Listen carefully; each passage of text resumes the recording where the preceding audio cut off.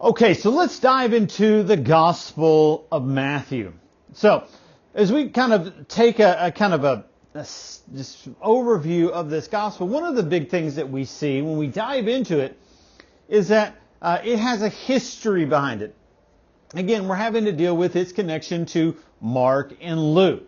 Now, the early church fathers certainly seem to believe that argue for a very early date of Matthew. Papias said Matthew composed the sayings in the Hebrew tongue, and each one interpreted, or perhaps best translated there, to the best of his ability. Now, what's problematic there is, while they believe that Matthew wrote first, the problem is building Matthew's gospel on this understanding of he wrote in Hebrew. It doesn't read like translated Hebrew. The Gospel of Matthew doesn't read like that. We have quotes from the Greek translation of the Old Testament there, so it doesn't read like that, doesn't really work like that. And so even just understanding the verbal connection between Matthew and Mark, it makes it seem very probable that Mark wrote first. We've already kind of established that, but we do understand that church history has that tradition that Matthew wrote first. Now, the early church, when we talk about the authorship of Matthew, the early church uniformly understood Matthew to be Levi the tax collector. We see this in 10:3. This is the only place where Matthew is referred to as a tax collector and not Levi. In Mark and Luke, the man there again is Levi.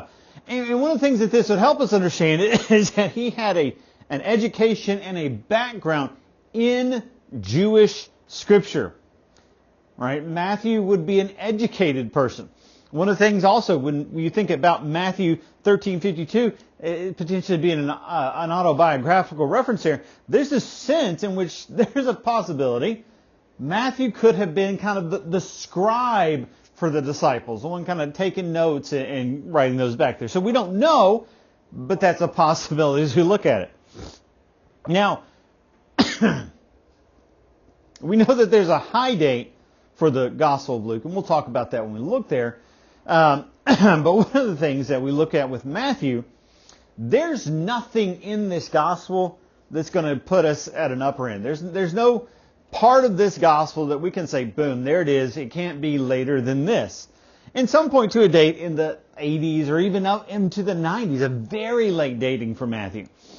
Now, the thing I think is there are some statements in the Gospel that actually make more sense in a world pre-AD 70. AD 70 is when the temple in Jerusalem is destroyed in the Jewish wars.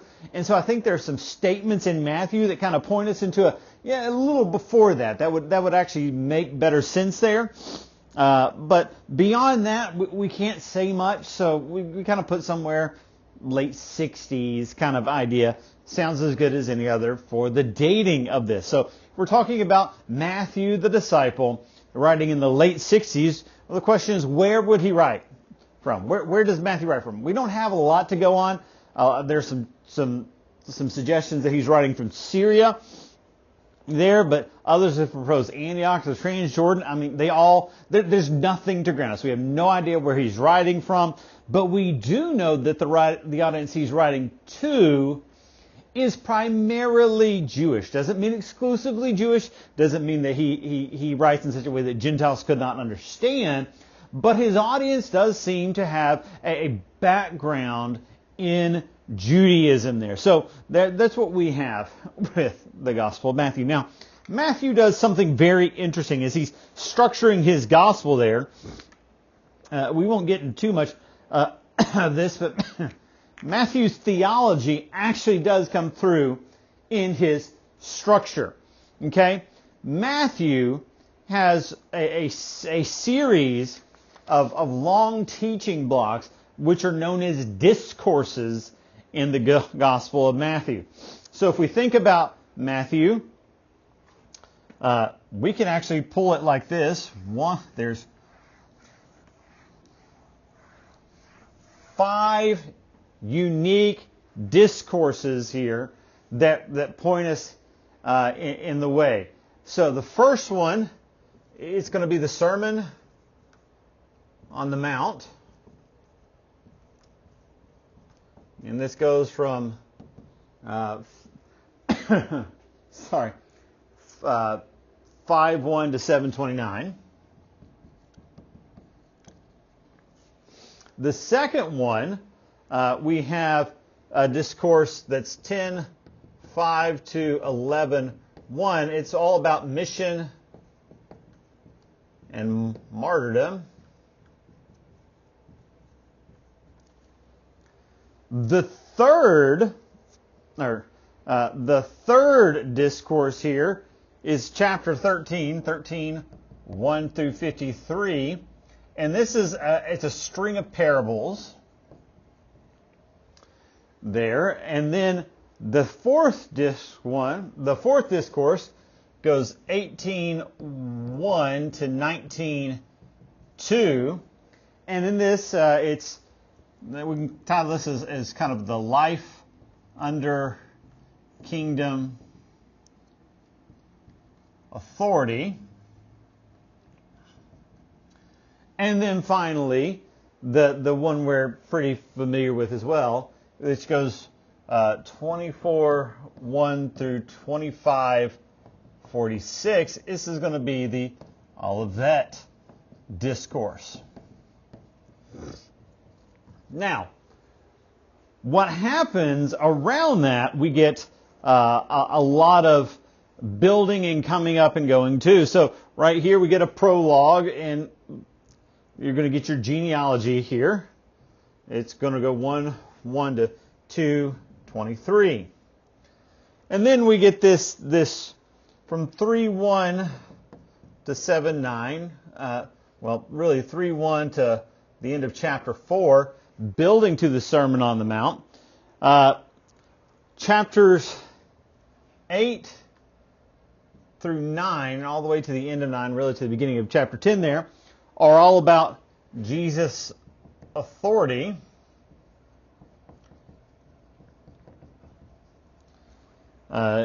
There. Between the second and third discourse, we get really teaching and preaching about the kingdom there. So we're again focused on kingdom throughout chapter 12. When we get to the end of this parable section, we come into between discourses 3 and 4. We start seeing some polarization. And this is really chapters 14 through 17. And between this building tension there, this really kind of hits a kind of head here. We get opposition and that's really kind of the building in this one. So that's most of chapter 19, from 19:3 all the way to the end of chapter 23. And then after the Olivet Discourse, we get his death, burial, and resurrection. Excuse me. And resurrection, all the way to the to the Great Commission there from chapter 26 to 28. Now, normally, as we saw with Mark has that unique structure where everything is heading right toward the middle of his gospel, where Peter's confession of Christ. The difference here in Matthew's gospel with these 5 teaching blocks is that Matthew is pointing us to something different. He's drawing a connection here, and really the question is, what is the connection? So if we think, one of the things that Matthew wants to draw us to is thinking of what other figure in Scripture has 5 main big teachings. And he's trying to point us back to the Old Testament, specifically to Moses. If we remember, Moses has the Pentateuch there, the first 5 books of the Bible, and throughout those there's teaching and that. But the big thing that Matthew's drawing here with this structure, these 5 main discourses, is Jesus Christ is the new Moses. He is the new teacher of Israel. He is the one who is coming there to fulfill the prophecy that we see. And he's As Moses says, God will raise up a prophet like me from among your brothers. This is who Jesus is. And Matthew is displaying this and telling us this structurally. He's showing us, not just telling us that Jesus is the new Moses, but showing us, excuse me, through these 5 discourses. So he's doing this. Now, we want to be careful.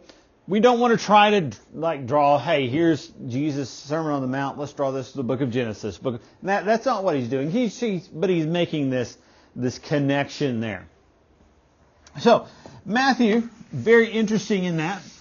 Just like with Mark, there's a very unique structure that he's pointing us to. Now, the question we have to ask as we look at this, and going through the Gospel of Matthew, what are some of the main contributions of this work? What are some of the big things that we can take from the Gospel of Matthew? Well, the first one is Matthew's use of the Old Testament. Matthew's use of the Old Testament. He is all through his Gospel. He is quoting Scripture. Excuse me. He's quoting Scripture. And one of the things that we see as we dive into Matthew's Gospel, he gives us a very unique way of understanding how to read the Old Testament. So if we hop in here to the Gospel of Matthew, one of the things you notice in those first chapters especially is we get these what are known as fulfillment formulas in the Gospel of Matthew. So if you look there, Matthew chapter 1, verse 22, we read, 122, now this took place to fulfill. Fulfillment in this is a very, very key part to understanding the Gospel of Matthew. That Jesus fulfills what has come, is spoken for. So we read Matthew 1:22. Now this took place to fulfill what was spoken by the Lord through the prophet. Behold, the virgin shall be with child and shall bear a son and shall call his name Emmanuel, which translated means God with us. So Isaiah 7:14. Again, pointing in that direction there. We see this again in 2:5. They said to him, in Bethlehem of Judea, for this is written in the prophets there, but you, O land of Bethlehem, are by no means least among the prophets of Judah. So again, another explicit fulfillment of Old Testament prophecies. And then we get to 15 as well, where it says, he remained, which Joseph got up, took the child and his mother, verse 14, while it was still night, and left for Egypt. He remained until the death of Herod, and this was to fulfill what had been spoken through the Lord, through the prophet, out of Egypt I called my son. Now, one of the things to keep in mind, when Matthew is using these fulfillments, not everything is a literal fulfillment there. Matthew is also employing typology. Now, for those of you who've taken my biblical interpretation class, and we've dived in here a little bit, one of the things that we can say with typology is that it's not merely a literary device where we're kind of pulling back in the Old Testament and say, oh, well, this is like this. Let me kind of pull this together. Instead, what we're saying is the heart of this and what we believe is that Matthew has a fundamentally different understanding of history, such that with God as the divine author, God prophetically prefigures his later work in his earlier work. So, in this, you're going to have God working through the Old Testament, and we get kind of glimpses and pictures that are going to point forward. They're going to have significant historical similarities pointing us to, hey, God is doing this same thing, except he's doing it in a greater, more glorious way now. Now, this is specifically imperative here for, if you look at Matthew 2:15, because he is quoting not a prophecy that we would typically think of, but he is quoting Hosea 11:1.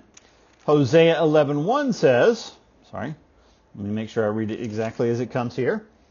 When Israel was a youth, I loved him, and out of Egypt I called my son. So if you're looking at this literally, the son referred to in Hosea 11:1 is Israel, the people of God. But Matthew says, no, Jesus fills this, and we understand he does this typologically, because while the people of Israel were God's son, now we see in a greater, newer, more glorious and grand fulfillment, Jesus Christ is the new Israel. He is what it means to be the Son of God, and also particularly the people of God. He will fulfill what they have failed, where they have not been there. So, again, we see this throughout the Gospel of Matthew. And it's actually something that happens again and again.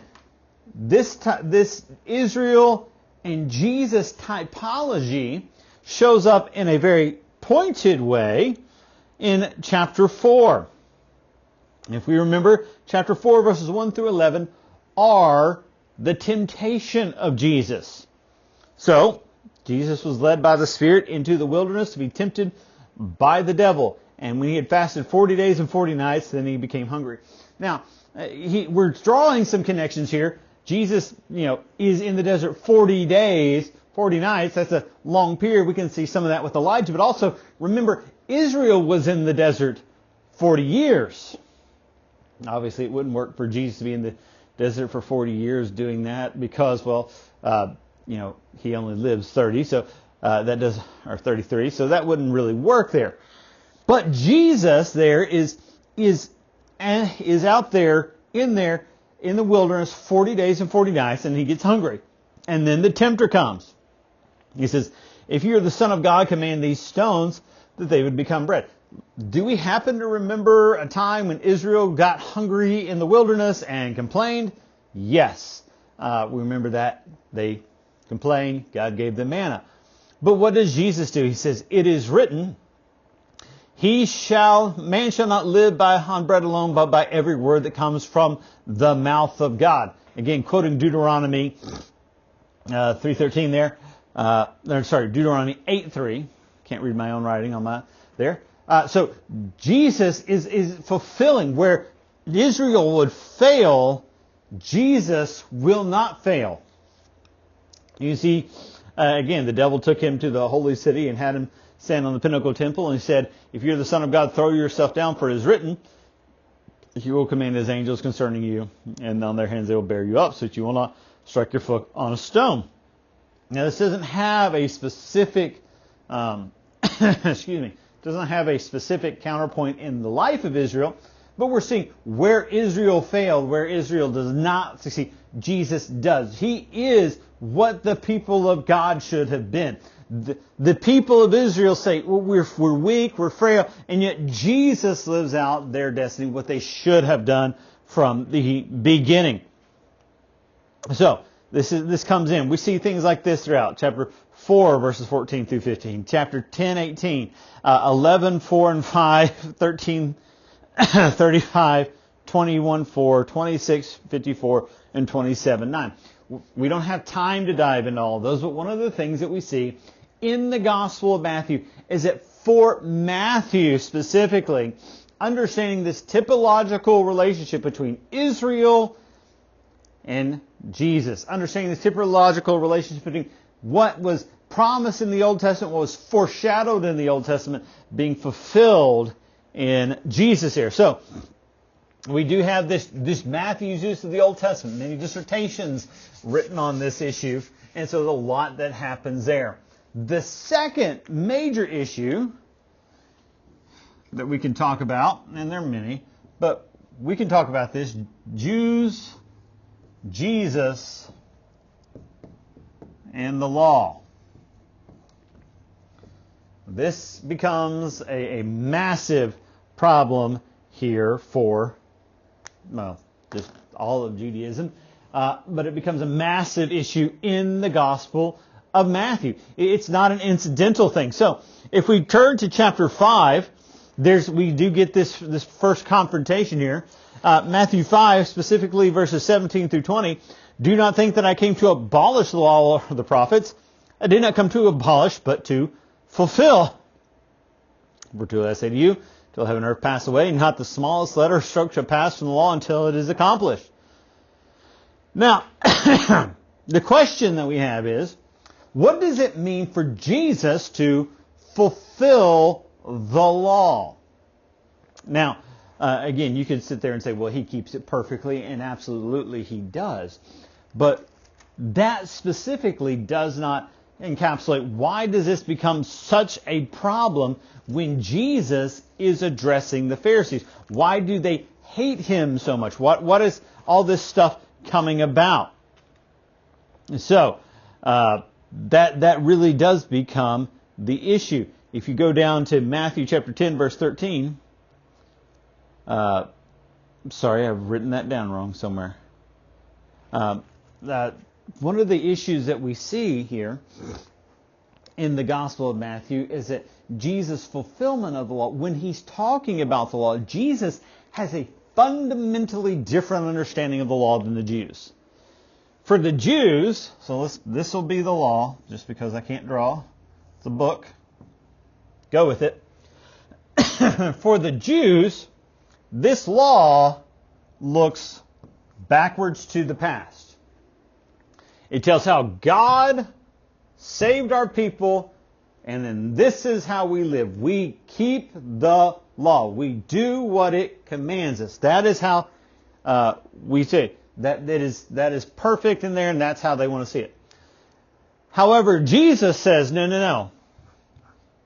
The law does tell us, specifically, again, when I say law, we're talking about Old Testament law, but also the whole Pentateuch there. It tells us how God saved us, how he wants us to be his people, but the law itself is actually pointing forward. Jesus will say, no. You need to understand the law does not look back, it looks forward. Looking back means it's a dead law. It's about how we always have to behave in this.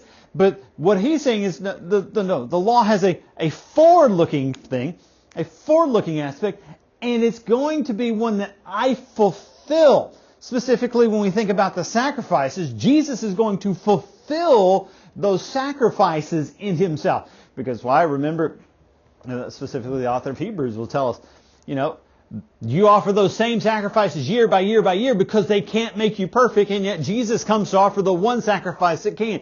So they have a fundamentally different understanding of the law and of the Old Testament.